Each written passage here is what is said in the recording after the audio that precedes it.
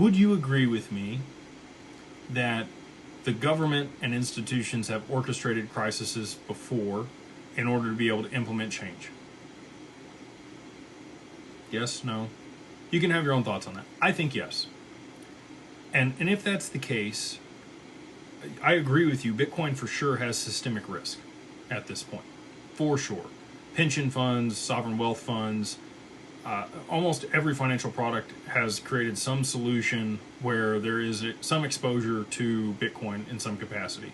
The ETFs have been a huge driver for liquidity moving into Bitcoin and those allocations for it to now have systemic risk. I was actually at, there was a person over here that mentioned XDC. The first event that XDC put on in Austin 2.5 years ago, they had a professor from the University of Texas, UT Austin, come and speak on Bitcoin and systemic risk. And at the time, we did not have the ETFs. This was back in, well, I guess it's longer than that. This was August of 2023. We didn't get the ETFs until January of 2024.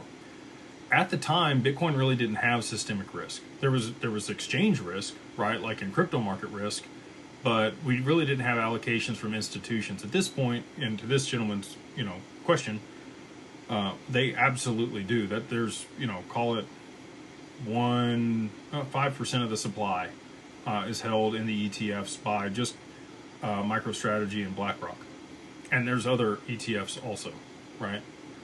So all that being said, if you wanted to implement a reason for back-end settlement of the stock market to move to T+0, the only way to really do that and force that narrative would be to be able to de-risk from Bitcoin, because the rest of the stocks are fine. Like, they don't have to be tokenized. They can trade T+1 in the settlement between the clearinghouses and the brokers. And we've seen that break a couple times.